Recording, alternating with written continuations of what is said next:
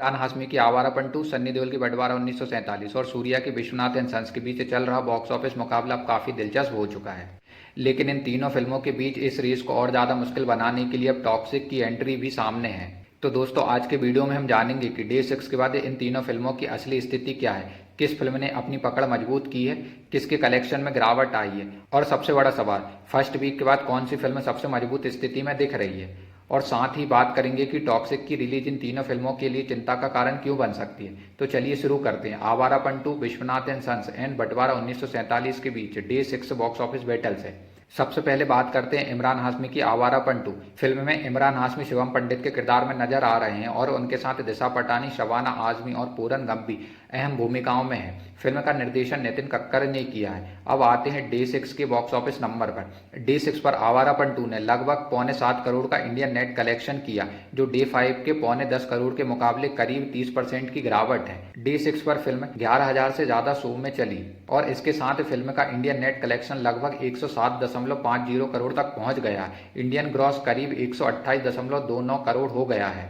वहीं ओवरसीज के डे 6 से लगभग 1.5 करोड़ की कमाई के साथ टोटल ओवरसीज कलेक्शन 25.23 करोड़ हो गया है और वहीं फिल्म का वर्ल्ड वाइड ग्रॉस करीब 153.59 करोड़ तक पहुंच गया है। ऑक्यूपेसी की बात करें तो डे 6 पर फिल्म की ओवरऑल ऑक्यूपेसी करीब 16.72% रही। मॉर्निंग में करीब 9.5%, आफ्टरनून में 16.62%, इवनिंग में 16.92% और नाइट में करीब 21.77% की ऑक्यूपेसी देखने को मिली। यानी एक बार फिर नाइट शो में फिल्म को सबसे मजबूत ऑडियंस रिस्पांस मिला। सबसे बड़ी बात यही है कि डे 6 की गिरावट के बाद भी आवारापन 2 अभी भी इस मुकाबले में सबसे आगे चल रही है। अब बात करते हैं सूर्या ने विश्वनाथ सन्स की। फिल्म में सूर्या लीड रोल में, उनके साथ ममिता बेजू, राधिका शरद कुमार, रवीना टंडन और अनिल कपूर जैसे कलाकार नजर आ रहे हैं। डे 6 पर फिल्म ने लगभग 5.10 करोड़ का इंडियन नेट कमाए, जो डे 5 के 6.35 करोड़ के मुकाबले 19.7% की गिरावट है। डे 6 पर फिल्म 5,000 से ज़्यादा शो पर चलाई गई। इसके साथ फिल्म का इंडियन नेट कलेक्शन करीब 77.40 करोड़ और इंडियन ग्रॉस करीब 89.49 करोड़ हो गया है। ओवरसीज से डे 6 पर करीब 1 करोड़ की कमाई हुई, जिससे फिल्म का ओवरसीज ग्रॉस 46 करोड़ के आसपास पहुंच चुका है और वर्ल्ड वाइड ग्रॉस लगभग 135.49 करोड़ के आसपास है। अब ऑक्यूपेसी पे नजर डालें तो डे 6 पर फिल्म की ओवरऑल ऑक्यूपेसी करीब 20.12% रही।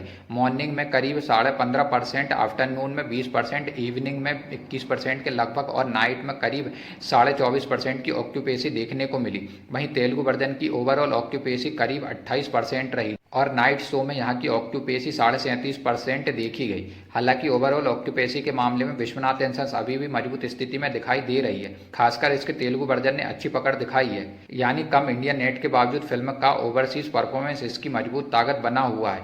अब बात करते हैं सन्नी देओल की बंटवारा 1947 की। डे 6 पर फिल्म का कलेक्शन करीब 1.40 करोड़ रहा। यहाँ सबसे बड़ी चिंता कलेक्शन नहीं, बल्कि फिल्म की ऑक्यूपेसी और ऑडियंस डिमांड भी है, क्योंकि फर्स्ट वीक के आखिरी दिनों में फिल्म की पकड़ बाकी दोनों फिल्मों के मुकाबले कमजोर दिखाई दे रही है। अब बंटवारा 1947 के लिए सबसे बड़ा टेस्ट होगा सेकंड वीकेंड। अगर वीकेंड पर ऑक्यूपेसी में जंप आता है और ऑडियंस रिस्पॉन्स वापस मजबूत होता है तो फिल्म कुछ रिकवरी कर सकती है। लेकिन अगर सेकंड वीकेंड भी कमजोर रहता है तो फिल्म के लिए थिएट्रिकल रन को लंबे समय तक बनाए रखना मुश्किल हो सकता है। अब अगर तीनों फिल्मों को एक साथ देखा जाए तो डे 6 के इंडियन नेट कलेक्शन में साफ तौर पर आवारापन 2 सबसे आगे है। उसके बाद विश्वनाथ एंड सन्स और बंटवारा 1947 दोनों फिल्मों से काफी पीछे चल रही है। लेकिन कहानी सिर्फ इंडियन नेट कलेक्शन की नहीं है। ओवरसीज मार्केट में विश्वनाथ एंड सन्स ने जबरदस्त पकड़ बनाई हुई है, जबकि आवारापन 2 इंडिया और वर्ल्ड वाइड दोनों में लगातार मजबूत दिखाई दे रही है। यानी एक तरफ आवारापन 2 की इंडियन परफॉर्मेंस चर्चा में है तो दूसरी तरफ विश्वनाथ एंड सन्स की ओवरसीज बिजनेस इसे मुकाबले में बनाए हुए है।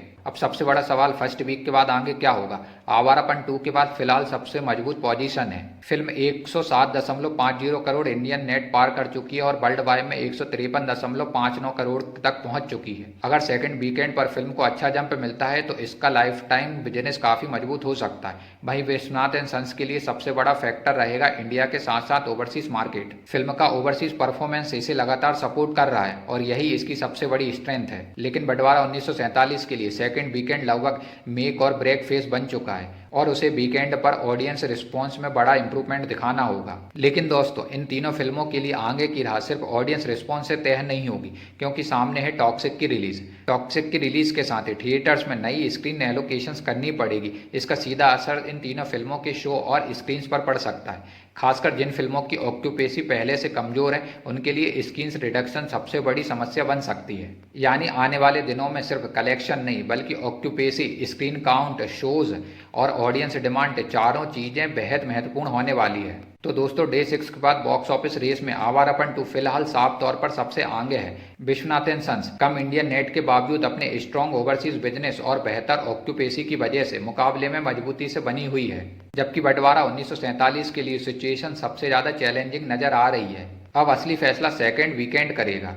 क्या आवारापन 2 अपनी लीड को और मजबूत करेगी? क्या विश्वनाथन सन्स ओवरसीज के दम पर आवारा 2 पन को चुनौती दे पाएगी, या फिर बंटवारा 1947 वीकेंड पर कमबैक करके सबको सरप्राइज करेगी? और सबसे बड़ा सवाल, और टॉक्सिक की रिलीज के बाद इन तीनों फिल्मों में से किसकी सबसे ज्यादा स्क्रीन्स कटेगी? इन सवालों का जवाब आने वाले कुछ दिनों में मिल जाएगा। अगर आपको ऐसे ही डेली बॉक्स ऑफिस बेटल्स और बॉक्स ऑफिस अपडेट पसंद आती है तो वीडियो को लाइक करें, चैनल को सब्सक्राइब करें और कमेंट्स में बताइए। और आपके हिसाब से फर्स्ट वीकेंड के बाद आवारापन 2, विश्वनाथन सन्स और बंटवारा 1947 में से कौन सबसे मजबूत स्थिति में रहेगा? मिलते हैं अगले वीडियो में एक और बड़ी बॉक्स ऑफिस अपडेट के साथ।